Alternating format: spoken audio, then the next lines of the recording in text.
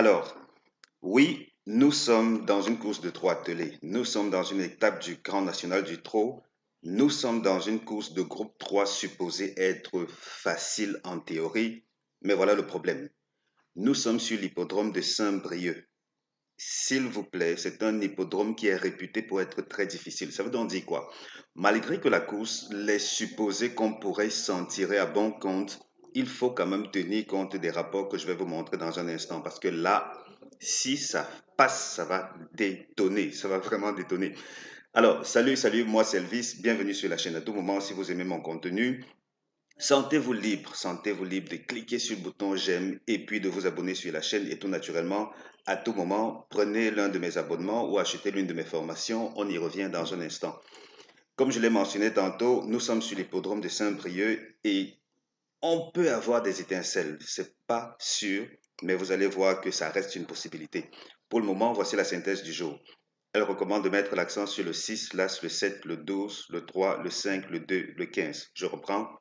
6 à 7, 12, 3, 5, 2, 15. Tocard, 13, 14, 11. Allez, on continue. Vous allez voir aussi que comme on se retrouve avec littéralement deux échelons dans cette course-ci, j'ai envie de dire trois, oui, ça complique l'équation. Ça complique l'équation pour ceux qui se retrouvent tout à la base de la course. Allez, on avance. Notre deuxième synthèse, elle recommande de mettre l'accent sur 6 à 7, 12, 2, 3, 5, 11. 6 à 7, 12, 2, 3, 5, 11. Tocard, 13, 4, 15, 14, 10. Synthèse Tocard, voilà où ça commence à poser problème. Pourquoi? Parce que notre synthèse Tocard, elle ne propose que deux chevaux ensemble. Ça veut dire que deux chevaux qui viennent dans les deux synthèses, que sont 13 et 14. Maintenant, on se retrouve quand même avec un total de 6 tocards. C'est un peu trop. C'est un peu trop pour une course de trop. Et c'est comme pour vous dire, honnêtement, beaucoup de scénarios sont envisageables. Regardez vous-même. Ici, j'ai eu un problème, un gros souci, c'est que j'aime bien, pour ce qui est de ces vidéos en particulier, j'aime bien m'en tenir à l'hippodrome de la course qui nous intéresse. Et du coup, ça permet de bien recalibrer les choses en termes de distance et tout ce qui va avec. Mais voilà le souci. Je n'aime pas me limiter à cela. Vous savez que j'aime bien délimiter au niveau de l'âge et puis tout ce qui va avec là. Ça veut dire quoi? Cette autre référence, c'est-à-dire le type de course. Et là, revenons sur l'âge. Ici, j'ai préféré laisser ouvert pour une raison simple. C'est qu'on va de la fourchette, pour aujourd'hui en particulier, on va de la fourchette de 5 à 10 ans. Ça veut dire que, à défaut d'avoir d'autres courses 5 à 10 ans sur 3150 mètres, j'ai préféré laisser ouvert, tel que vous voyez là. Ça veut dire littéralement tout entre dans ce moule. Allez, ça passe, on ne s'en plaint pas. Ce qui pose problème, à mon avis, c'est à ce niveau. Très souvent, en tout cas jusqu'ici, toutes les courses de plus de 14 partants qui se sont déroulées, en tout cas plus de 13 partants, qui se sont déroulées sur cet hippodrome-ci, ont été libellées course F ou course E. Juste pour la petite information, ces courses en particulier sont très difficiles. Les courses F particulièrement sont des casse-têtes, vous n'avez pas idée. Donc, on se retrouve avec ces configurations qui ont servi d'historique jusqu'ici. Mais là, comme c'est le Grand National du Trot et qu'il faut faire le Tour de France, on se retrouve là, sur cet hippodrome, avec ces chevaux de qualité. Problème, regardez les rapports. Le rapport moyen au trio ou au tiercé, ça s'élève à 871 €. Mais alors, c'est astronomique pour une course de trot. 871 €. Oui, je l'admets, on a trois courses qui ont eu des rapports extrêmement faibles. Ça veut dire 21,7 en moyenne. Très, très faible. Mais dans l'ensemble, ça détonne. Mais alors, ça frappe fort. Est-ce qu'il faut prendre des risques? Est-ce qu'il ne faut pas prendre des risques? C'est vraiment difficile de se prononcer parce que même au niveau de l'analyse des abonnés, j'ai été littéralement embarrassé. C'est vrai que jusqu'ici, tel que vous allez le voir là, oui, on a quelques embarras, mais fort heureusement, nos super outsiders sont toujours très réguliers. Ça veut dire quoi? 23, 24, 25. En tout cas, ces journées-ci, même quand les favoris ont été défaillants, c'est resté bien performant et même très performant pour cette journée du 25 où trois sont passés dans le quintet. C'est extrêmement rare Mais quand ça arrive, on se frotte les mains et on ne s'en plaint pas. Espérons, pour ce qui est des courses de galop, que les favoris commencent à retrouver un peu d'insolence, si j'ai envie de dire ainsi. Parce que là, de là être si contre-performant pendant tout ce temps, ça peut faire réfléchir. Ça peut faire réfléchir. Mais c'est rien de le dire, puisque les abonnés, dans tous les cas, trouvent leur compte. Allez, on ne s'en plaint pas. Si vous voulez également en faire partie, ne vous gênez pas. Ici, au niveau du trot, jusqu'ici, les statistiques sont plutôt bonnes pour nos trois bases là. Ça veut dire qu'aujourd'hui, on va mettre l'accent sur 6 à 7. Et ce 6 à 7, vous voyez que c'est un peu logique là. C'est un peu logique puisque même dans les courses les plus difficiles, les trois premiers favoris ont tendance à bien s'illustrer. Et quand on va même jusqu'à la quatrième place, c'est littéralement simple gagnant The Show. Mais maintenant, reste à rentabiliser tout cela. À ce niveau, je vous fais confiance. Je vous présente juste les statistiques, l'historique qui devrait mieux vous aider. Et ensuite, vous prenez vos décisions. Ce qu'il faut noter, je crois que c'est ce qui justifie que les rapports soient si élevés, c'est que bon, non seulement ces favoris sont là, mais généralement, ils n'ont pas été des foudres de guerre. Donc, on ne sait pas trop ce que on pourrait en attendre par le passé, mais au moins cette fois-ci, on a tendance à être plus ou moins certain. À l'arrière du pronostic, ça devient complexe. Ça devient complexe puisque là, vous voyez, ils ont tendance à bien s'illustrer. Parce que si on prend à partir du huitième à au-delà, ils ont vraiment tendance à bien s'illustrer. Donc, du coup, la stratégie la plus simple d'après cet historique, je précise encore, parce qu'il ne faut quand même pas oublier que chaque course est unique. Et du coup, s'appuyer systématiquement sur l'historique, surtout un historique comme ceci, où on a majoritairement des CE et des CF, alors qu'on tombe sur une groupe 3, ah, je n'aime pas. Cependant, les rapports nous disent, allez, lâchez-vous. Et en plus, si on se lâche et ça passe pas, quand je dis ça passe pas et ça génère plutôt de faibles rapports, on ne va pas s'en plaindre. Parce que moi, personnellement, je préfère mieux préparer des courses difficiles plutôt que de préparer des courses qui rapportent 30 ou 27 euros au trio. Ça ne vaut pas la peine. Et ici, tout nous laisse croire qu'on peut quand même essayer quelque chose. Ce qui est encore intéressant aussi, c'est que mine de rien, vous allez regarder, attendez que j'agrandisse là. Voilà, regardez attentivement dans cette zone des arrivées. Vous allez vous rendre compte que pour une distance comme celle-là, parce que là on se retrouve sur 3150 mètres, c'est une longue distance, mais malgré la distance, on se retrouve avec plusieurs chevaux qui sont tout au bas, ça veut dire au niveau du deuxième échelon. Tout au bas, qui se comporte bien, parce qu'on a le 17, 18 là, et puis on a quelques-uns de ces chevaux 15, 16, 14, 15, 14, 16, 17, on a quelques-uns de temps à autre là qui remontent et qui se comportent plutôt bien. Et ils sont même plus réguliers que je l'aurais cru en temps normal, surtout pour une course F. Qui sait, peut-être c'est parce que ce sont des courses F même que ces chevaux ont tendance à bien se comporter. Mais comme pour dire que tout ne semble pas perdu d'avance pour ces chevaux qui se retrouvent très loin.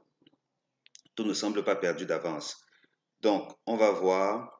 Pour le reste, ici, je vais encore passer quelques secondes juste pour vous permettre, j'agrandis encore un peu plus au cas où vous voudriez y voir encore un peu plus clair avec votre téléphone.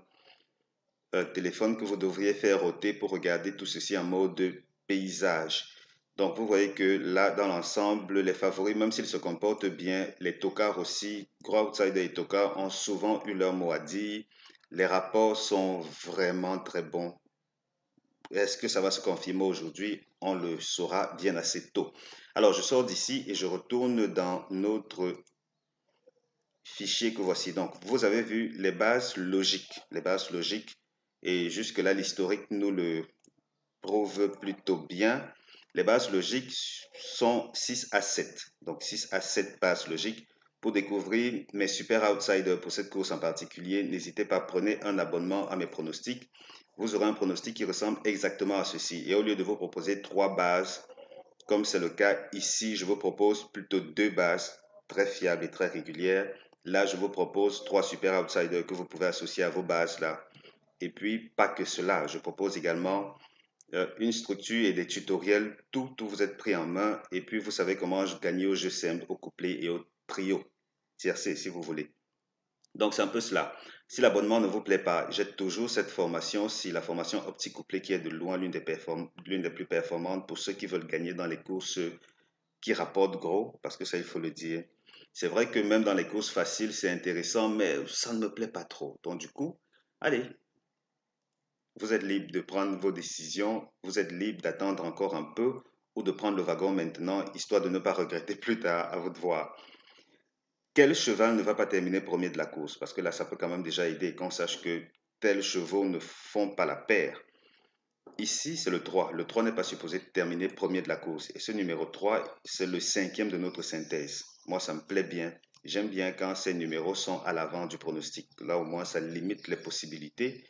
Et du coup, on ne s'en plaint pas.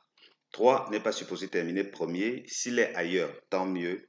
Première place, assez délicat. 3-5, ils ne vont pas ensemble. Et 3-5, ils sont, ok, cinquième et sixième de la synthèse. 3-5 interdit au couplet gagnant. Et même peut-être couplet placé, on saura. Tiercé à ne pas jouer. 6 As 12. 3-5 15. 5-2 15. 3-5-2. 15 As 13. 6 As 7. Je reprends. Tiercé interdit. 6 As 12. 3-5 15. 5-2 15. 3-5-2. 15 As 13. 6 As 7. Voilà les tiercés à éviter, quoi qu'il vous en coûte. Synthèse, première chance. Et ici, on se retrouve avec quelque chose qui devrait vous plaire, surtout qu'on va vous montrer l'historique des premières chances pour cette configuration en particulier. Vous allez voir. Donc, première chance, ça dit 6 à 7, 12. Première chance, 6 à 7, 12. Seconde chance, 3, 5, 2, 15. Je reprends. Seconde chance, 3, 5, 2, 15. Et 3 bases couplées, 6 à 7. Ici, j'ai bien aimé. Je me suis limité aux courses support quinté. Ça, c'est la première chose à noter. Ça veut dire que je ne me suis pas limité à l'hippodrome seulement, comme ça a été le cas avec notre fichier. Ici, j'ai pris tous les hippodromes seulement dans les courses support quinté et j'ai pris les courses support quinté où on n'a que 3 tocards. Vous vous souvenez que dans ces conditions-là, les tocards ont tendance à ne pas être si performants que ça parce qu'ils ne sont qu'au nombre de 3. Donc, en théorie, les meilleures chances viennent de l'avant. C'est pour ça que tout à l'heure, je me suis dit, enfin, je disais que on est assez embarrassé avec ces courses-ci.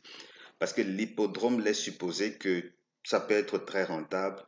Par contre, certaines autres configurations disent non, non, non, non, non, faut pas s'inquiéter, faut pas s'inquiéter. Parce que ici, cet historique en particulier dit non, non, faut pas s'inquiéter. Et du coup, qu'est-ce qu'on fait? Je sais pas trop.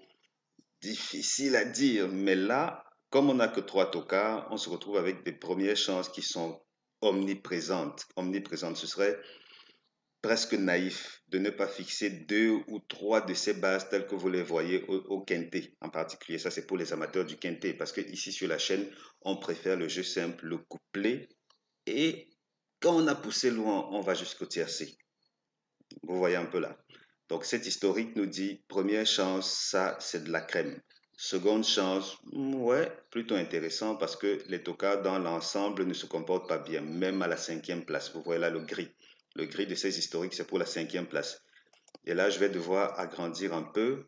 Et puis, vous allez peut-être poser au niveau de votre téléphone, vous posez la vidéo pour regarder, ensuite vous défilez et on voit ce que ça donne.